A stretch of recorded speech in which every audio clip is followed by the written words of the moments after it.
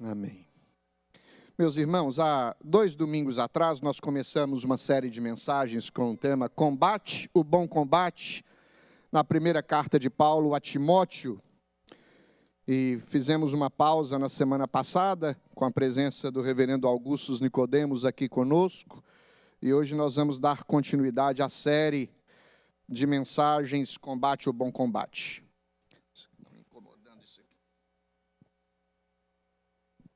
E eu quero convidar você a abrir a sua Bíblia em 1 Timóteo capítulo 2, versos 1 até o verso 7.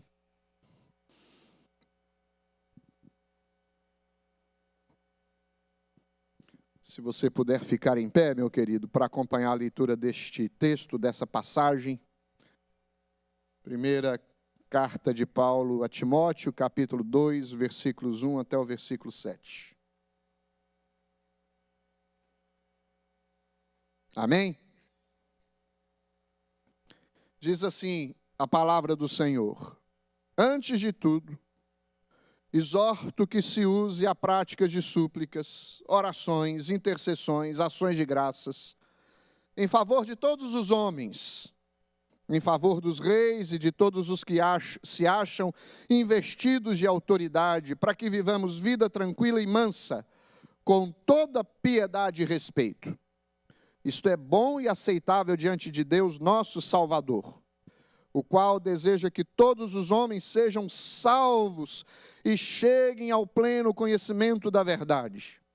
Porquanto há um só Deus e um só mediador entre Deus e os homens, Cristo Jesus, homem, o qual a si mesmo se deu em resgate por todos, testemunho que se deve prestar em tempos oportunos. Para isto fui designado pregador e apóstolo, afirmo a verdade, não minto, mestre dos gentios na fé e na verdade. Podeis assentar, meus queridos irmãos. Eu quero compartilhar com vocês sobre o tema um só mediador. Na verdade, esta passagem é uma passagem que se refere a instruções para o culto público.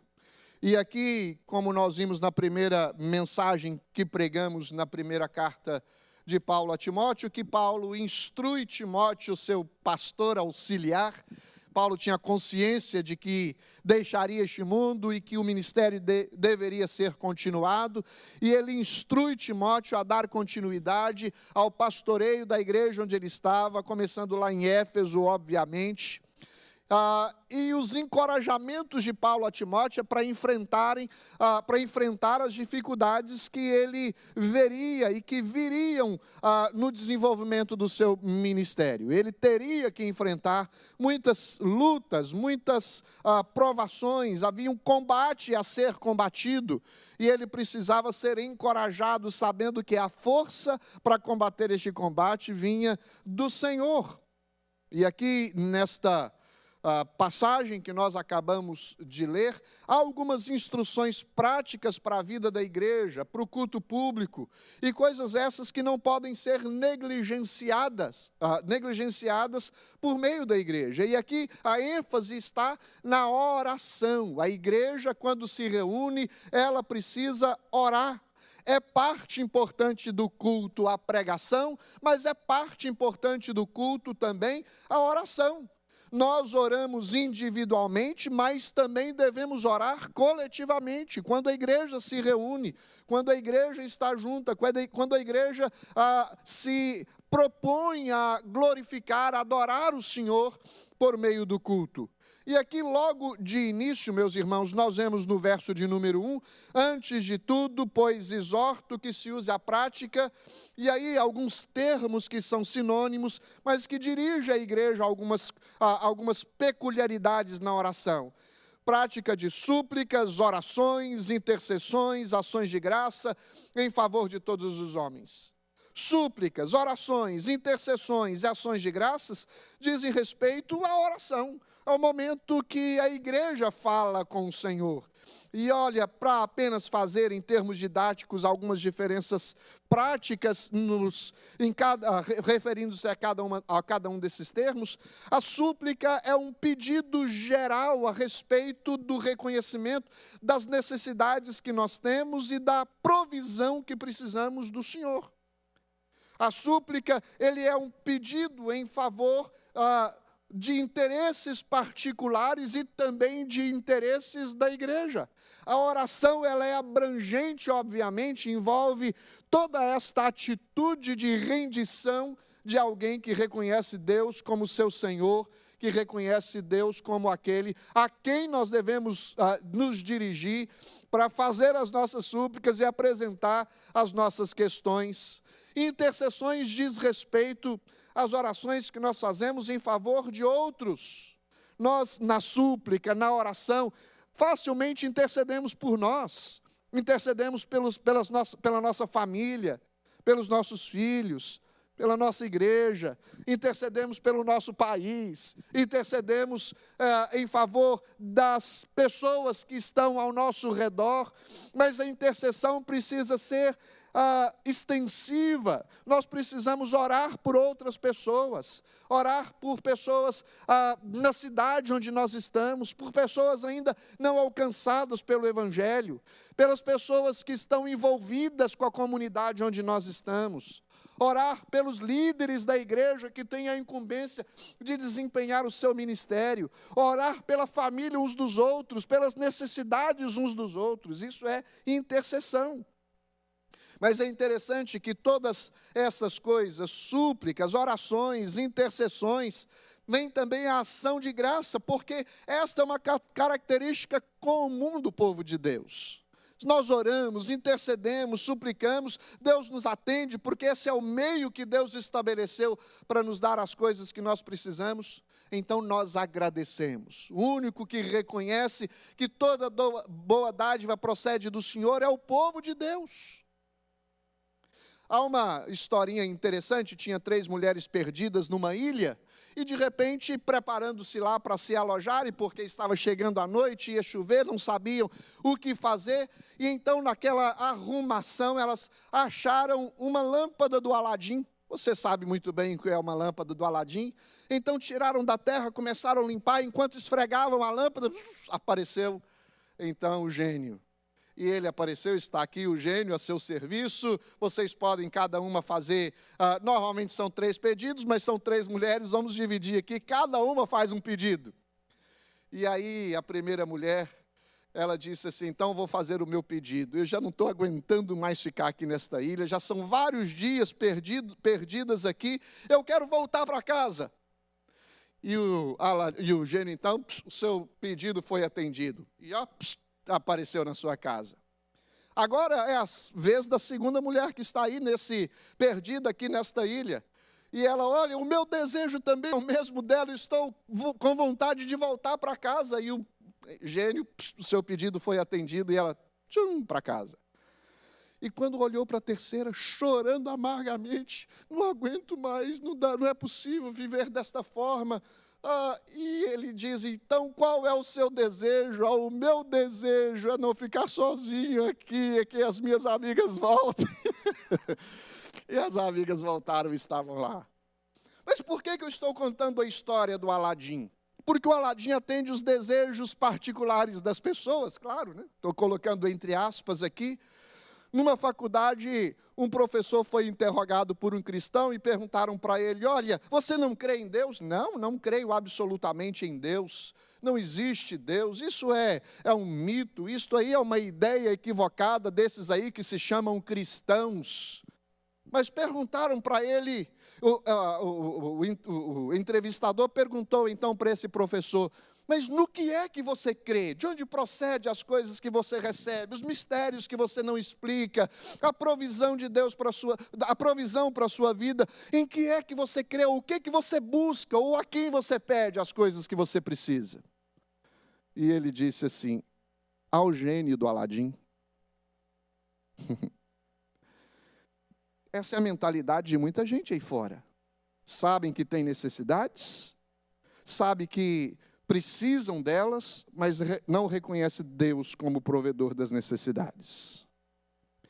Paulo está ensinando Timóteo aqui, olha, existem muitas necessidades, e nós temos que orar, fazer súplicas, interceder em favor uns dos outros, e nós vamos ver que não é apenas para entender questões particulares, diárias da nossa vida, tem coisas mais profundas pelas quais nós precisamos interceder.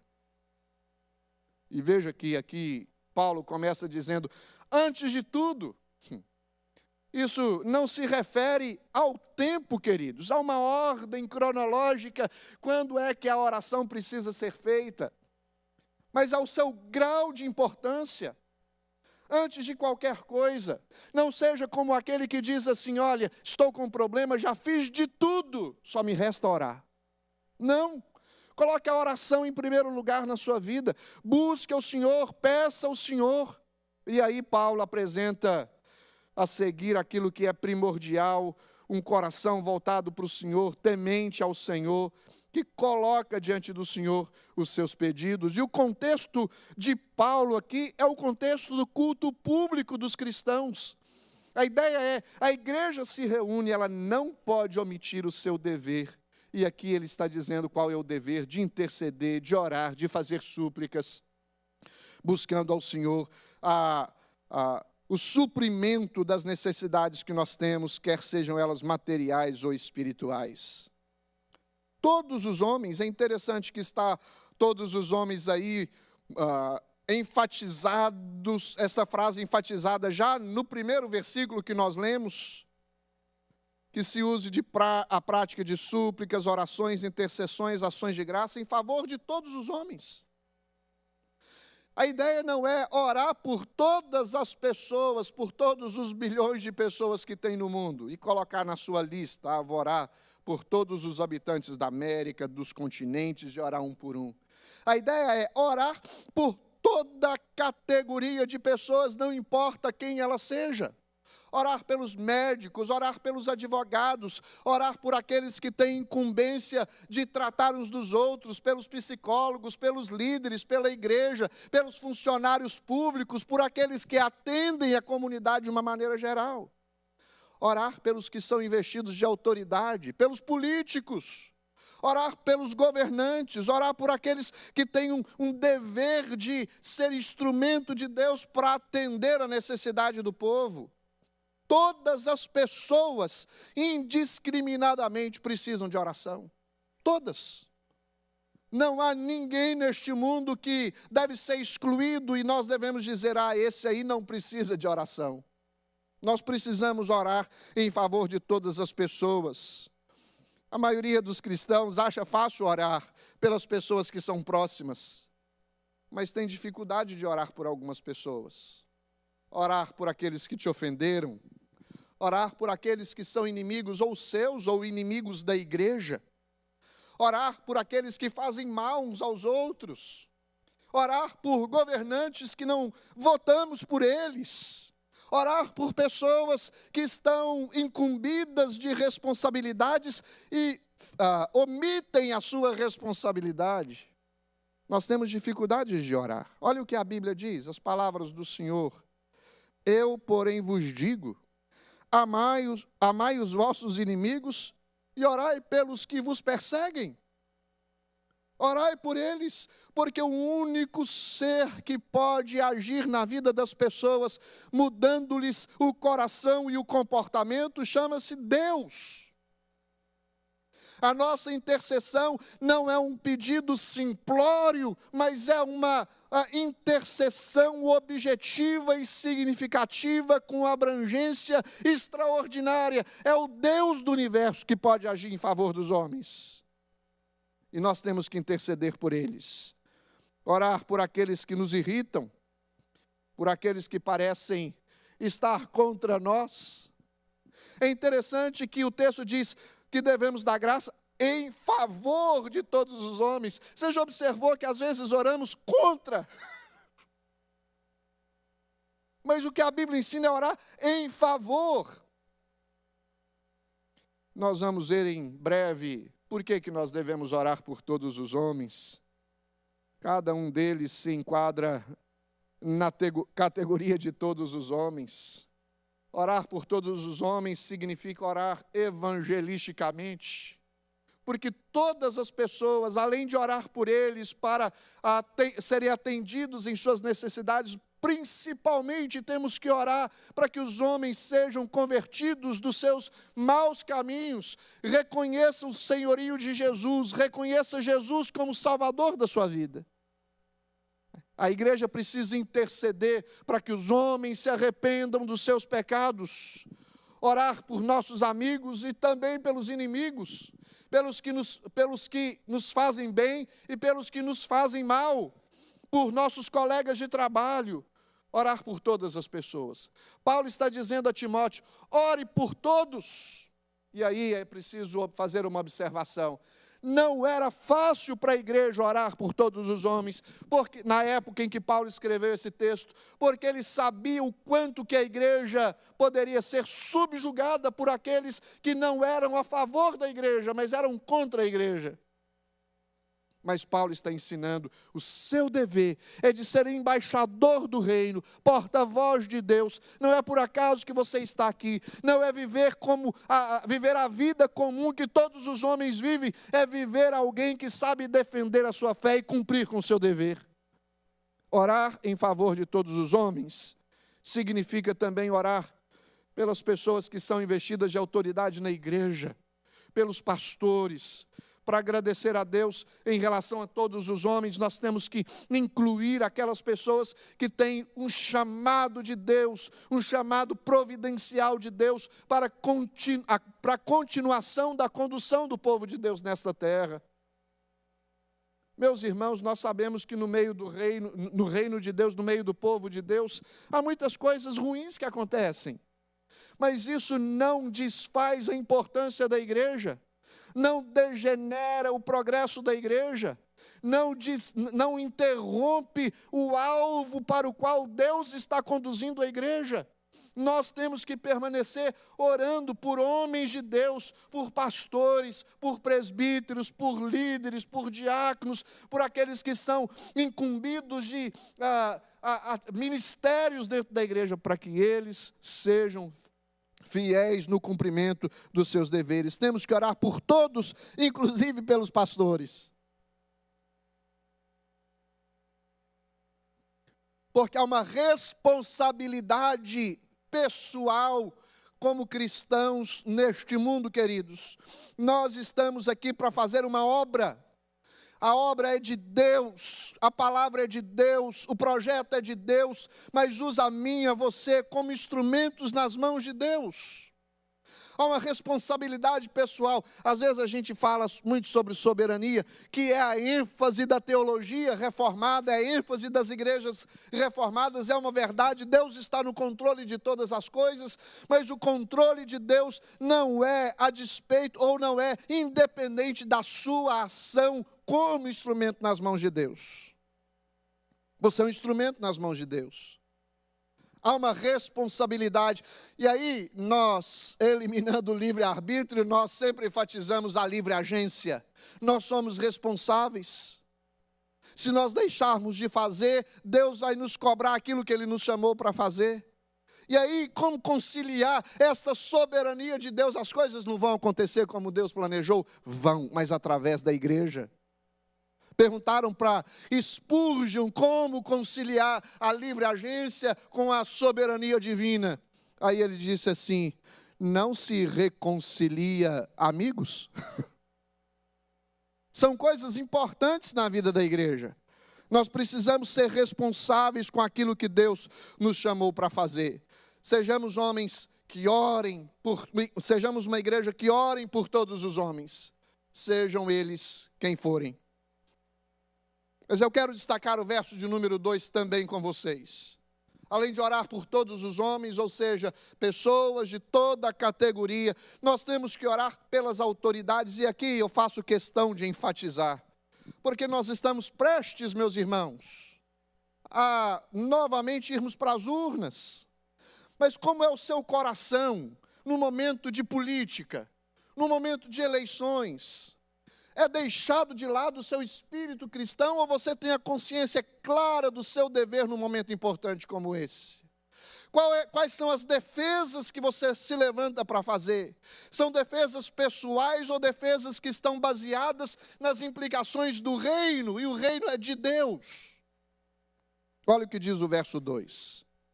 Ore por aqueles que têm autoridade, é o tópico do segundo ponto, em favor dos reis e de todos os que se acham investidos de autoridade, para que vivamos. Olha só, ore por eles, para que nós vivamos vida tranquila e mansa, com toda piedade e respeito. Isso era muito importante na cabeça de Timóteo e da igreja de Éfeso e daqueles que que faziam parte do povo de Deus. Ainda que aquele tempo não fosse um tempo em que a perseguição romana ainda estivesse manifestada sobre os cristãos, mas era um tempo em que todo o império se curvava diante do imperador. Todos diziam salve César. Todos idolatravam César. Todos pagavam tributos a César. E os que não faziam isso corriam o risco das consequências dessa desobediência. E aqui Paulo está dizendo assim: ore em favor inclusive de César, daqueles que são investidos de autoridade. E aí, qual é o objetivo para que nós vivamos vida tranquila e mansa? Ore para os reis e todos os que estão em autoridade. Olha, meus irmãos, os primeiros cristãos eram frequentemente acusados de minar o Estado porque reivindicavam o senhor superior a César. Porque, veja, identificar um senhor que não era César era diminuir o poder de César. No entanto, eles apontam aqueles que apoiam o Estado sendo bons cidadãos. E diz a igreja para orar como bons cidadãos pelo imperador, por César, por aqueles que são investidos de autoridades. Eu quero ler uma passagem com vocês, porque nós ficamos questionando as autoridades instituídas, quem foi que os colocou lá? Claro que de uma maneira democrática são aqueles que votam, e os que ganham a maior quantidade de votos são eleitos. Mas nós não podemos nos esquecer de que toda a autoridade é a autoridade de quem? De Deus. Romanos capítulo 13, a partir do verso 1, nos diz assim: todo homem esteja sujeito às autoridades superiores, porque não há autoridade que não proceda de Deus. Vou ler de novo. Não há autoridade que não proceda de Deus. E as autoridades que existem foram por ele instituídas, de modo que aquele que se opõe às autoridades resiste à ordenação de Deus. E os que resistem trarão sobre si mesmos condenação. Porque os magistrados não são para temor quando se faz o bem, e sim quando se faz o mal. Queres tu não temer a autoridade? Faz o bem e terás louvor dela, visto que a autoridade é ministro de Deus para o teu bem. Entretanto, se fizeres o mal, teme, porque não é sem motivo que ela traz a espada, pois é ministro de Deus, vingador, para castigar o que pratica o mal. É necessário que lhes estejais sujeitos, somente por causa do temor da punição, mas também por dever de consciência. Por esse motivo também pagais tributos, porque são ministros de Deus, atendendo constantemente a este serviço. Pagai a todos o que lhes é devido, a quem tributo, tributo, a quem imposto, imposto, a quem respeito, respeito, a quem honra, honra. Ah, meus queridos irmãos, talvez você não se lembrava deste texto, mas toda autoridade instituída precisa da nossa oração e da nossa submissão. Há um limite para a submissão em todas as esferas da vida humana? Claro que há limite. Qual é o limite? quando nós somos induzidos ou conduzidos a desobedecer a Deus. Quando aquilo que se é exigido do povo está contra as Escrituras, a Bíblia nos diz, nisto antes importa obedecer a Deus do que aos homens. Mas é um dever nosso. Orar para que nós vivamos vida tranquila e mansa. Orar para que a igreja tenha liberdade de expressão. Orar para que os governantes estabeleçam leis, para que as crianças cresçam saudavelmente, conscientemente e capazmente de serem bons cidadãos do mundo. Orar para que as necessidades básicas do povo sejam supridas, para os governantes, para que as necessidades básicas do povo sejam supridas. Orar pela liberdade de expressão. Ah, meus irmãos, às vezes nós ficamos temerosos por aqueles que governam ou que ocupam lugares importantes num governo. Nós temos que orar. Nossa ferramenta para que então nós façamos a nossa parte neste processo chama-se oração. Interceder em favor deles. Claro que cabe a cada um de nós o dever de responder a toda eleição que nós participarmos como bons cidadãos. Como eu já disse aqui anteriormente, você como votante tem uma base sobre a qual você analisa e fundamenta a razão pela qual você vota em quem vota. Mas nós precisamos ter liberdade. Liberdade para falar, liberdade para cultuar. Tem gente que acha que a igreja precisa ser perseguida para então ela ser fiel. Não, vamos ser fiéis, queridos. Perseguição é algo ruim para a vida da igreja. Nós temos que orar pelas autoridades, porque são elas instituídas por Deus. O líder da igreja primitiva, Tertuliano, ele explicou o seguinte: oramos por todos os imperadores, para que Deus lhes conceda longa vida, um governo seguro, uma família próspera, tropas vigorosas, um senado fiel, um povo obediente, para que o mundo inteiro esteja em paz. E que Deus conceda, tanto a César quanto a cada homem, a realização, aí termina dizendo assim, dos seus desejos, mas não apenas dos seus desejos, diz assim, dos seus justos desejos. Dos seus justos desejos. Por que nós devemos orar pelos reis e por aqueles que são investidos de autoridades? Para que nós vivamos vida tranquila e mansa, em toda piedade e respeito. Orar por um governo e governantes que simplesmente nos deixam em paz, nos deixem viver como cristãos. Não pressiona aqueles que estão debaixo do seu governo, mas abre um caminho de liberdade, como cidadãos vivendo neste mundo, em tom de igualdade, todos têm os mesmos direitos. Como cristãos, nós temos os mesmos direitos diante de Deus. Chegou uma criança no culto, sentou do lado de um médico, e o médico a criança virou para o médico e disse assim: olha, o bom do cristianismo é que sempre nos eleva todos na mesma posição. E o médico lhe deu uma lição e disse: não, querido, sempre a igreja nos diminui na mesma posição, porque no reino de Deus convém que nós diminuamos e que Cristo cresça.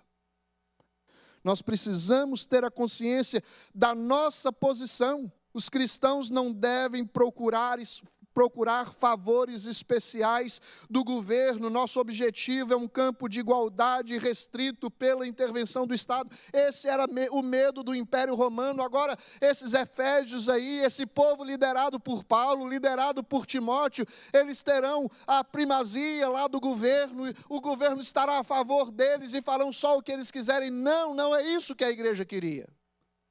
A igreja queria que todos pudessem ter a sua liberdade. É isso que nós temos que orar, por paz, por vida tranquila, piedosa, mansa, respeitosa, alguém vivendo como de fato é um cidadão dos céus vivendo neste mundo. Quando Paulo escreveu isso, Roma ainda não era a religião ilegal no Império Romano, e era considerado um ramo do judaísmo. E ainda mais era mais razoável acreditar que o governo romano podia simplesmente deixar os cristãos sozinhos para viver a sua fé. A ideia é que não apenas os cristãos, mas todas as pessoas tenham liberdade, que nós não sejamos cerceados na nossa profissão de fé, na nossa expressão de fé, no nosso culto público. E eu fico à vontade para dizer isso, porque não estou dizendo isso depois de eleição, mas antes de eleição. Porque não importa quem estiver investido de autoridade, o seu dever é orar por eles. Para que nós sejamos instrumentos dos céus intercedendo em favor das autoridades na terra.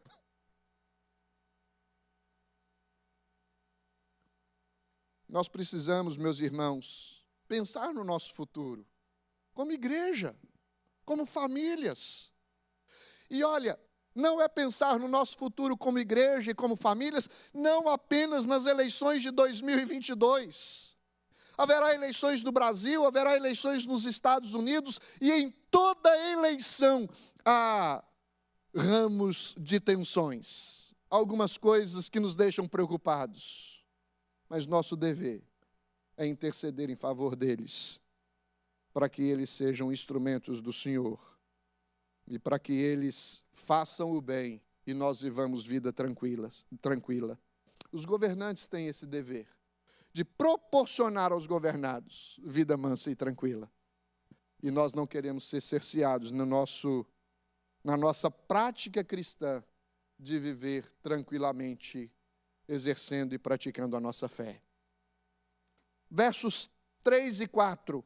Isto é bom e aceitável diante de Deus, o nosso Salvador, o qual deseja que todos os homens sejam salvos e cheguem ao pleno conhecimento da verdade. Olha só os propósitos da intercessão aqui sendo destacados. Primeiro, para que nós vivamos vida tranquila e mansa, nós oramos pelas autoridades, por aqueles que são investidos de autoridades, pelos reis, para contextualizar aqui a passagem de Paulo.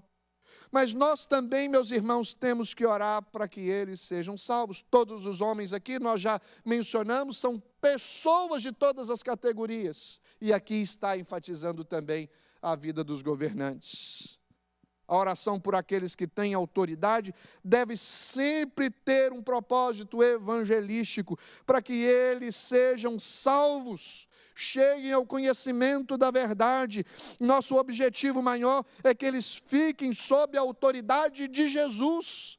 César não é superior a Jesus. Nenhum governante é superior a Jesus. Eles governam os homens debaixo da direção de Jesus. Nós temos que prestar contas a Deus, quanto mais aqueles que são investidos de autoridade. Devem prestar contas a Deus.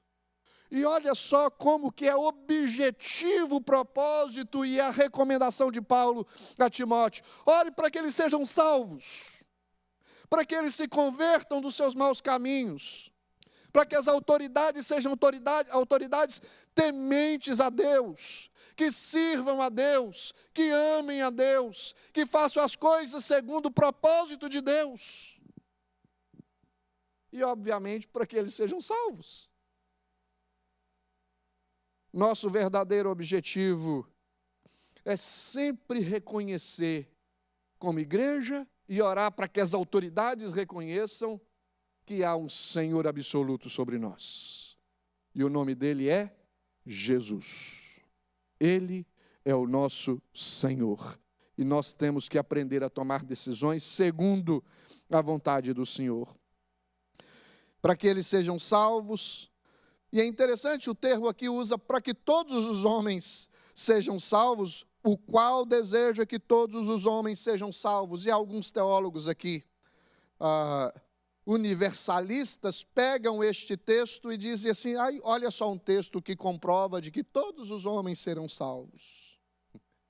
Se nós afirmarmos isso, meus irmãos, o que o texto está dizendo não é uma salvação universalista.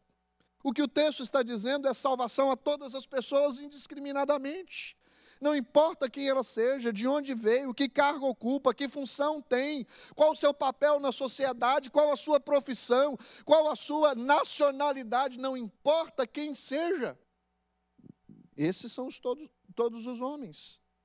Porque se nós afirmarmos que todos os homens serão salvos, nós diminuímos a obra expiatória de Cristo Jesus na cruz do Calvário. Porque serão salvos todos os que creem nele e no que ele fez por nós.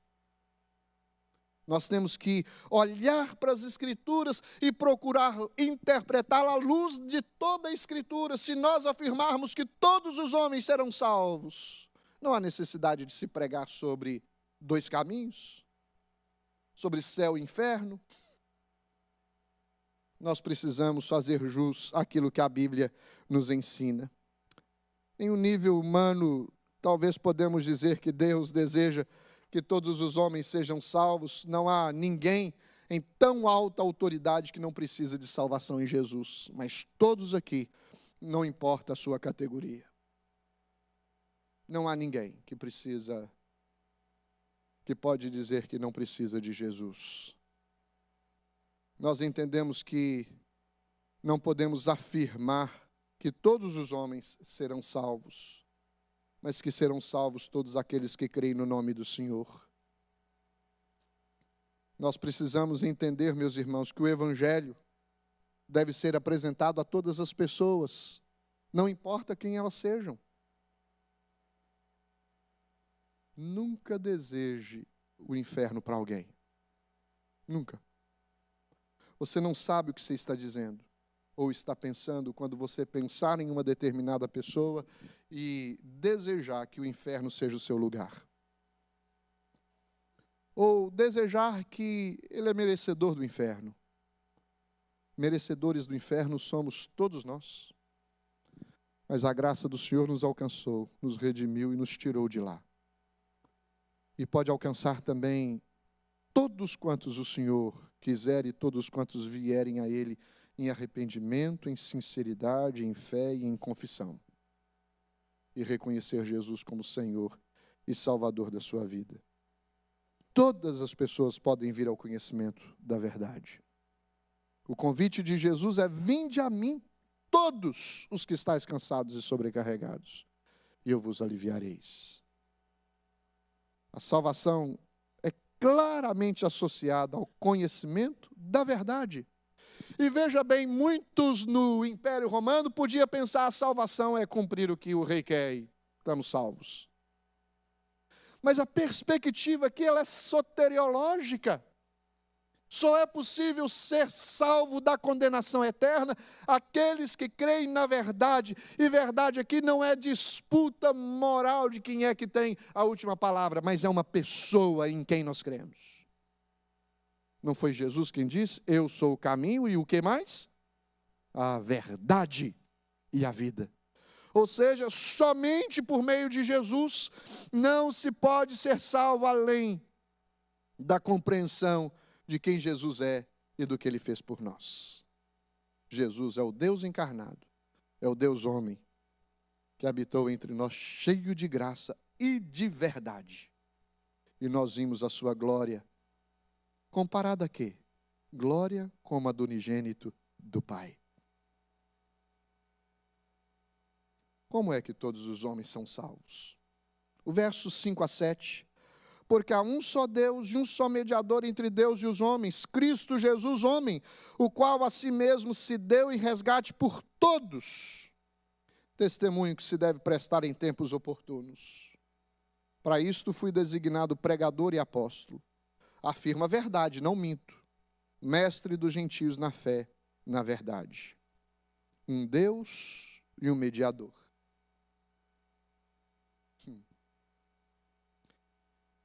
Quem é o nosso mediador? Mediador é aquele que representa ambas as partes. Cristo é o nosso mediador. Não é César. Não são os governantes deste mundo, os nossos mediadores, os nossos salvadores. É Jesus. não é a César que batemos continência, nós reverenciamos, nos curvamos e nos dobramos ao Senhor dos senhores, ao Rei dos reis, a Jesus Cristo, o nosso Salvador. É Ele o nosso mediador, através de um mediador. E sabe quantos mediadores existem, queridos? Um, apenas um. O texto está dizendo, porquanto há um só mediador entre Deus e os homens, Cristo Jesus, homem. Não é a deusa dos Efésios, não são os deuses inventados pelos homens. O mediador entre Deus e o homem chama-se Jesus Cristo. Não há um caminho válido para Deus que não seja por meio do seu Filho, Jesus Cristo. Todo caminho leva a Deus, diz algumas pessoas, mas isso não é verdade, só há um caminho que leva a Deus. Só Cristo nos conduz ao Salvador, ao Deus eterno, Criador de todas as coisas. A Bíblia diz em João 14, verso 6, Jesus disse a ele, eu sou o caminho, a verdade e a vida. Ninguém vem ao Pai senão por mim. É bem possível que Paulo ecoa o que Jesus disse. Não confiem na salvação proveniente de homem algum, só há um que pode nos salvar, nos dar vida tranquila, mansa, só há um que pode nos restaurar, nos redimir, nos tirar do pecado e nos dar vida, e nos perdoar e nos dar vida, nos tirar da morte e nos dar vida. Se Jesus era apenas um homem bom, honesto, ele disse a verdade quando disse que era o único caminho para Deus e não apenas um ser, dentre outros homens, com algumas qualidades, em inglês usa-se a palavra skills, com alguns skills superiores. Não, ele é o próprio Deus. É o Deus que veio dos céus, manifestou entre nós, cumpriu a sua missão e voltou para os céus para levar para diante dele todos os que acreditam na missão que ele realizou em seu favor. Ele é o mediador entre Deus e os homens. Por quem ele é? Ele é o mediador entre Deus e os homens, pelo que ele fez. E nós temos que acreditar no que o Senhor fez por nós. Nesse mundo moderno, a maioria das pessoas pensa em qualquer caminho. Apenas seguir com um coração puro e honesto, que esse caminho te leva até Deus. Mas não é isso que a Bíblia nos ensina. Só para citar alguns exemplos bíblicos, o fariseu e o coletor de impostos, registrado em Lucas capítulo 18, vieram cada um a Deus sinceramente, mas um foi aceito e o outro não, porque Deus vê o coração, queridos. Deus vê o coração. Lembra, o jovem rico veio a Jesus sinceramente, mas foi rejeitado porque desistiu de tudo para seguir a Jesus, desistir das coisas para seguir a Jesus. Nós precisamos entender que não basta apenas um coração bem intencionado, é preciso se render, reconhecer Jesus como o único caminho que nos leva a Deus. Chegando nos céus, nós não vamos dizer ao Senhor, eu mereço estar aqui. As obras que eu realizei foram computadas na contabilidade divina e hoje pode-se verificar quantas boas obras eu realizei. Não. Eu estou aqui por graça, porque o teu filho Jesus morreu na cruz do Calvário, pagou o preço que eu deveria pagar, morreu na cruz, derramou o seu sangue. Há caminhos que ao homem parece ser direitos, mas ao fim dá em caminhos de morte. E a pior coisa é o homem viver pensando que pode existir independente de Deus, ou independentemente de Deus. O homem Cristo Jesus, o homem humano, que está entronado no céu, agora, nesse momento, mas que também pelo seu Espírito se faz presente entre nós. O que ele fez completamente, eternamente, para que todos os que no decorrer da história, não importa quando, crerem no seu nome, possam ser salvas. Jesus é totalmente Deus e totalmente homem. Ele é glorificado, ressuscitado dentre os mortos, assunto aos céus, e intercede por mim e por você. Observe que a projeção do apóstolo Paulo é para conduzir a igreja a Cristo Jesus, e Paulo queria que Timóteo não perdesse de vista isto, que o seu dever como pastor daquela igreja era viver uma vida de oração, de intercessão, de súplicas, de ações de graças, orar por todos os homens, para que a igreja viva em paz, cumpra com o seu dever, pregue o seu evangelho, e que pessoas e mais pessoas sejam convertidas pelo poder do evangelho, o reino de Deus aumentado e o nome de Cristo exaltado. Para isso, esse é o papel da igreja, queridos. É pregar o evangelho a todos indistintamente. Nós somos resgatados por Cristo Jesus. A obra de Cristo Jesus foi suficiente. A mensagem do evangelho é a mensagem da cruz. O Cristo que pagou o preço pela nossa vida foi pregado na cruz por mim e por você, com o propósito de nos salvar. Paulo começou o ministério, obviamente plantou muitas igrejas, realizou muitas ações missionárias, mas ele não permaneceria aqui como semente. Ele sabia que ele morreria. E ele então instrui Timóteo para dar continuidade ao ministério, que era o ministério do Evangelho, a proclamação do Evangelho. O que Jesus pregou, o que os apóstolos pregaram, é o que Timóteo tinha que pregar. Pregar o Evangelho a todas as pessoas indistintamente. Meus irmãos, como igreja nós precisamos pensar algumas coisas. Primeiro, nós temos que nos humilhar debaixo da poderosa mão de Deus. Acreditar que Ele está no controle de todas as coisas. E que nada pegará Deus de surpresa. Em segundo lugar, não desconsiderar o fato de que Deus age neste mundo através de mim e de você, através da igreja. E reconhecer que o maior propósito da igreja é pregar o Evangelho para que as pessoas sejam salvas. É uma incumbência que nós temos. Como igreja aqui neste lugar onde Deus nos inseriu, nos plantou, nós precisamos ser uma igreja genuína. Uma igreja verdadeira, uma igreja bíblica, uma igreja que sabe qual é o seu papel e que o desempenha com humildade e fidelidade, não com senso de vanglória e superioridade, não. Nós somos submissos ao Senhor. Como é que nós vamos demonstrar isso? Que nós estamos debaixo da direção de Deus, do governo de Deus, da orientação de Deus, da bênção de Deus. Quando nós oramos, fazemos súplicas, orações, intercessões, ações de graças em favor de todos os homens, inclusive daqueles que são investidos de autoridade.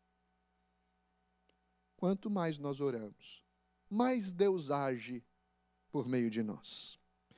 Eu, meus irmãos, acredito plenamente que nós não experimentamos mais coisas extraordinárias diante do Senhor, porque nós oramos pouco. À medida que nós aprendermos a orar mais, nós veremos mais o agir e o mover de Deus no meio da igreja. Porque eu acredito plenamente que este é o meio que Deus estabeleceu para que a sua vontade viesse a se manifestar no meio do seu povo. Por isso que as Escrituras enfatizam em todo o tempo: orai sem cessar. Sejam conhecidas diante de Deus as suas orações. Nós temos que buscar o Senhor, buscar-me-eis e me achareis. Estas coisas não são mentirosas, são verdadeiras. É a palavra do Senhor. Portanto, queridos, ore, obviamente, por sua família, por sua igreja, pelos seus parentes. Ore também por outras pessoas. Interceda por pessoas que talvez você conheça e que estão investidas de autoridade, que são instrumentos de Deus. Ore para que os governantes possam cumprir bem o seu dever, para que nós vivamos vida tranquila e mansa, com piedade e respeito. Ore para que a igreja continue vibrante, que a igreja continue avante e cumprindo com o seu dever de proclamar o Evangelho de Cristo Jesus a todas as pessoas, indistintamente. Amém, igreja? Curva sua fronte. Vamos orar. Pedir ao Senhor que nos abençoe. Pedir ao Senhor que nos fortaleça. Queria chamar o pastor Williams aqui, pastor, aqui à frente, para orar, pedir a Deus que abençoe os líderes, abençoe os governantes, abençoe para que nas eleições que estão por acontecer aqui nos Estados Unidos e no Brasil, ali haja manifestação da vontade de Deus. Abençoe para que a igreja cumpra, ore para que o Senhor abençoe para que a igreja cumpra com seu dever de proclamar o Evangelho.